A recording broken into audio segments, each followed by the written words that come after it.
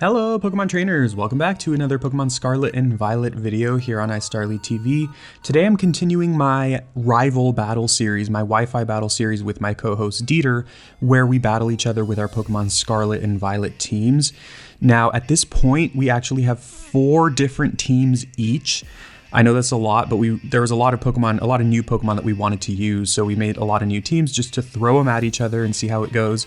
So far, if you've seen this series, I haven't been doing amazingly. I mean, I've played well, my teams are pretty decent, I think, but I haven't won as much as Deiter has, so let's hope we can turn that around today. So like I said, we have 4 different teams, which of course means I have 4 battles lined up. However, this video is just going to be 2 battles, and then I'll probably do another video with the other 2 battles. And then we actually did what we called like a little all-star battle with some of our best Pokemon from all the teams. But anyways, let's get to this battle. I decide to lead with my shiny Palafin. It is now evolved, and so it's going to be really strong, and I recognize that it was going to be a huge threat.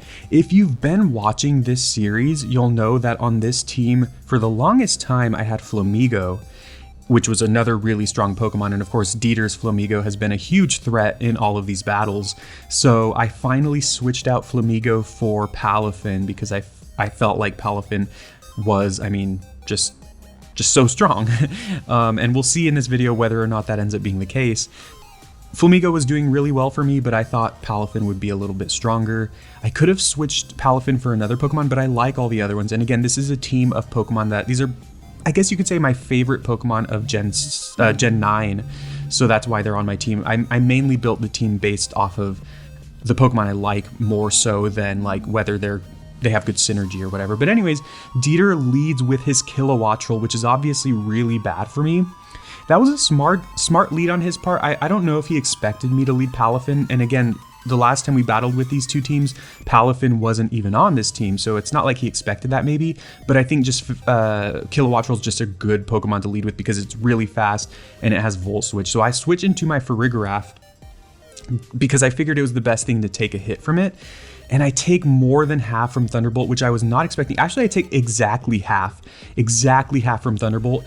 And then I'm like, okay, I'm probably gonna die here. I live with 3 HP, and I go for Farigiraf's kind of staple move, Hyper Beam. In almost every battle I've been bringing Farigiraf, I just use Hyper Beam right away. And I guess that's kind of become a thing just because it does so much damage and it's stab.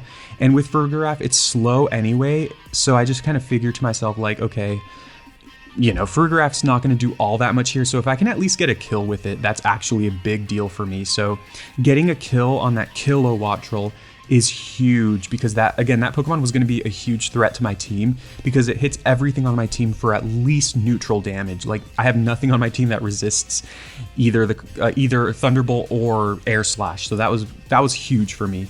And of course, Deiter goes right into his Flamigo just to punish me because he knows that this Flamigo is a huge threat to my team. And of course, Farigiraf can't do anything at this point. It literally can't because it just used Hyper Beam, but also it's slower, so it's gonna, no matter what, it's gonna die there. So now I get a free switch. I could go into my Palafin, and I think that's what I end up deciding to do just because it hits really hard and it actually has really good bulk, I think. So look at that. Look how awesome that is. Shiny Palafin. This Pokemon's actually slowly becoming one of my favorites in this generation. Here I just go for the acrobatics, just expecting, I didn't expect him to stay in. I think Palafin is naturally faster than Flamigo, so I kind of wouldn't be surprised if Deiter switches out here. But I just went for the acrobatics anyway, just so that if he stays in, he's dead. If he switches out, not too many things can take an acrobatics. So he actually, I think, in my opinion, makes a huge risky play there and goes for the U-turn. Now that's a risk because of the fact that, again, Palafin naturally outspeeds Flamigo. So I don't know if he has some like speed EVs or something like that, but you know, either way, that could have been really bad for him. There I go for the acrobatics, and on the Cyclizar switch in, and it does more than half. Obviously, Cyclizar is not a tanky Pokemon. And here I was like, I don't want to play this switching game anymore. I know Cyclizar is a decently strong Pokemon, so if I switch into one of its attacks, I'm going to take a lot of damage from my other Pokemon, so I'm just going to stay in here. I'm going to go for the Jet Punch, but of course, just to guarantee that kill, I'm going to Terrasilize into a Water type. So You know, obviously terrestrializing this early is not always a great idea. I feel like in these battles against Deiter, I feel like I tend to terrestrialize earlier than he does. Sometimes it pays off, sometimes it doesn't. In this case, I would say it paid off because I got a kill again on another strong, fast Pokemon of his that's just not going to threaten me for the rest of the game. So getting rid of Kilowattrel, getting rid of Cyclizar, I think those are two excellent Pokemon to knock out this early in the match because, again, they're just so fast and they just really threaten a lot of my team. Here he goes into Goldango, and I was thinking to myself, I'm really sorry, Goldango. Actually, no, I think I was assessing the situation here. You know, in all honesty, in retrospect, I probably could have knocked out Goldango with a water type move, and I'd likely be a lot faster as well. But I think what I end up doing is just going into Reaper just to be absolutely safe. At this point, I assessed that Palafin was the most important Pokemon on my team. Like, it's the strongest Pokemon on my team, and it can pretty much take out like a good chunk of his team by itself. So I just wanted to be absolutely safe and not risk anything with this Goldango, because if I happen to not knock it out for some reason, then I'm pretty much dead and I lose my strongest Pokemon, frankly. So I just made a switch into Reaper. Honestly, I love Scovillain, but it's not an amazing Pokemon in these situations. Like, it takes a lot of neutral hits, but it also has some good moves. But I don't know, I just felt like it was, for lack of a better word, the most disposable Pokemon I had in this moment. He goes into Skeledirge here to take that, and he takes it pretty well. Skeledirge is surprisingly a decent Pokemon. It's pretty bulky, and it has a really good typing, so of course he's going to take that really well, and that's going to force my switch. I think I could have just gone for this Crunch here, and I probably would have been faster, but I know that, again, Skeledirge is pretty bulky, so he would probably take that pretty well.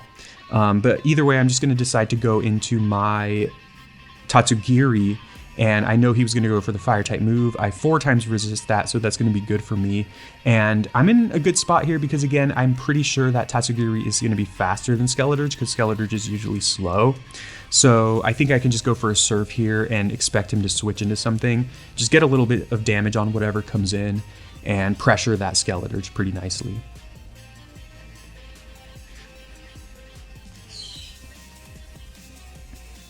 And that is what happens. He goes back into his Goldango, and I go for the Surf here. And I do half, which is actually really, really good for me. So of course I'm just going to go for the Surf again. And I don't think he has Terrasilize yet, so he decides to not Terrasilize here. A lot of these Pokemon are Pokemon we just caught in game, so we don't really have too many Pokemon with like unique Terra types. A lot of them just have the Terra types that, you know, they naturally would have. So I don't think he had a defensive Terra for his Goldango there. I mean, Goldango is a great Pokemon, but in this battle, admittedly, it didn't really show that. But it was still really cool. I really like Goldango a lot, and obviously Deiter does as well. So now he goes into the monster Teeter, and I mean, I'm at pretty decently high health. I thought, you know, I don't know why I just went for Surf there. I think I went for Surf because it's 100% accurate. I just didn't want to play around with any, you know, misses or anything like that. You know, Icy Wind would have done a lot of damage, and lowering the speed on Flamigo is a pretty big deal, but I just wanted to be absolutely safe here. Like I said, I think at this moment in the battle, I'm actually ahead. So I didn't want to just like make too many risky plays and then just like start losing because of that. So I go for the Surf. It doesn't end up mattering because he Terrasilizes and knocks me out in one hit because he's faster and because he's stronger. So at this point, I was hesitant to bring in Palafin because, again, I'm like, it's my strongest Pokemon. If I lose it now, I just absolutely lose to Flamigo. You know, same old story. That's kind of how these battles have always gone. But at the end of the day, I just kind of figured, you know, just go for it, right? Here I just go for the Aqua Tail again. I was just saying, oh, actually, he goes Acrobatics here, and I was terrified, but luckily I do live, and I go the Aqua Tail, and I do luckily hit. It's possible I could have knocked him out with Jet Punch. I do knock him out, obviously, but it's possible I could have knocked him out with Jet Punch. You know, I was just talking about how I was playing from ahead, but then as soon as he knocked out Tatsugiri, I kind of feel like I was playing from behind a little bit because, or at least at parity, because, you know, again, if he gets a lucky knockout on Palafin, it's pretty much game over if his Flamigo is still alive. But here he goes into his Mabostiff, and he gets an Intimidate drop, but I'm like, you know, this is Palafin we're talking about. I'm going to go for Aqua Tail, and I don't knock him out, actually. I thought I would, but the damage is going to end up being important here because it means that it's going to be easier to take down this Mabostiff. At this point, I didn't really have a great switch. I guess I could have gone into Annihilate, and because I'm also part fighting type, I actually take neutral damage from a crunch. So I could have just gone into Annihilate and probably taken that hit decently well and then gone for the Drain Punch to get some recovery back. I guess, yeah, in retrospect, that was probably a misplay on my part. I should have just played it a lot smarter with Palafin, once again recognizing that it's the most powerful Pokemon I have. But going to Annihilate here, and I go for the U-turn, I think just to go back into... No, actually... Okay, his last Pokemon is Skeleturge, and I think that's probably what I was doing there, I guess, was just setting it up so that I can have another Pokemon to switch into Skeleturge just to get some extra damage on it. I don't know. We'll see how that plays out, but we're at the point here where I have 3 Pokemon, and Deiter only has 1. He goes into his Skeleturge, and I think at this point we were probably texting because we're always like in chat, you know, talking about the battles as we're playing them. And he goes into Skeleturge. You know, obviously I'm in a really good position, and Deiter is playing from behind. I have 3 Pokemon left, 2 of which have super effective moves against Skeleturge, but he goes for the Torch Song. He's actually faster, and then of course he knocks me out. So I wasn't expecting that. I mean, I guess, you know, Skeleturge has solid special attack, and of course getting the special attack boost from Torch Song is terrifying. I just did not expect him to be faster. So anyways, I go into my Annihilate now. My thought process here was like, I need to punish this Skeleturge as soon as possible. And if I go into my Armarouge first, then he's just going to be racking up. Actually, he wouldn't be able to go for Torch Song. But anyways, he goes for a +1 Shadow Ball and just easily knocks me out. It was a critical hit. That might have mattered because Annihilate actually has good bulk. So that might have mattered. But as you might guess here, the game is over. I was destroying him, and he was even saying that. He was like, I was getting swept. Like, how did that happen? Skeleturge is just so good. I feel like he EV trained his Pokemon. Like, these battles, again, we're using the Pokemon that we use in our playthroughs. And so we don't really say, like, you can or can't EV train them. We don't ever really talk about that. I actually haven't asked him if he's EV trained them. I wouldn't be surprised if he has because his Skeleturge is so fast and so strong. But it's funny because for a few battles, my Armarouge was the most threatening Pokemon I had, and he was terrified of it. But at this point, like, he really turned things around. So that was actually a good battle. I guess I could calculate it to see if that critical hit mattered on the Shadow Ball, because if I would have lived that, the game would have been over. I would have just used Rage Fist, probably knocked him out and gone from there. But his Skeleturge was faster than I expected. It was actually faster than basically all of my remaining Pokemon, and that ended up mattering because that Torch Song special attack boost was a big deal. That allowed him to get those KOs on the rest of my Pokemon. So unfortunately, I'm going to be losing game 1, even though I was absolutely destroying him. I guess I can blame it on that critical hit on Annihilate, and maybe it did matter. Maybe I would have won had I not gotten critically hit, I guess. But the area where I personally could have made a choice that would have affected things differently is if I would have preserved my Palafin when it was against the Mabostiff. I should have been a lot smarter and just straight up a lot safer in that case, because Palafin easily destroys Skeleturge 1v1. So anyways, once again, my misplays cost me, but it was a fun battle. For once, I don't know if I've ever beaten Deiter with this team, even though I should have in this case. Maybe in our next battle, I will finally win if I play with Palafin a lot smarter. But let's go ahead and go to that second battle. And here we are in battle number 2 with my second team. I've moved a couple of things around. As you can see, my Flamigo is now on this team, whereas before it wasn't. And I think my Arctibax previously was on my third team, but I moved it up to this team just because I like it a lot. So these are kind of like some of my second favorite Pokemon from this generation. And just to start things out, usually I like leading with Pokemon that are either kind of like slower and bulkier or maybe weaker, but in this case, actually, if I'm being honest, I don't exactly remember what I lead with. I think I was trying to make that decision. I ended up deciding to lead with my Flamigo just because it's Flamigo. It's so good. And if he leads with a Pokemon that's slower than Flamigo, then that's great for me because I can U-turn out of there. Now, as I've said before, when we do these battles, it's kind of just a tradition that we just don't look at each other's teams beforehand, just for some surprise factor and just to make it a little more fun. So we end up not looking at the team preview. So I hadn't looked at his team preview before, and I think I forgot that he actually has this stupid Glimmora on his team, which was a huge... The last time I battled this Pokemon, it was a big nightmare. Actually, I don't even know if I uploaded that battle because I lost so badly. Basically, he got up like both layers of Toxic Spikes and then just ended up, and Stealth Rock, and then just ended up like my whole team just died to like poison and Stealth Rock damage. So it was a really awkward battle. I don't think I did really well in it, so I don't think I posted it.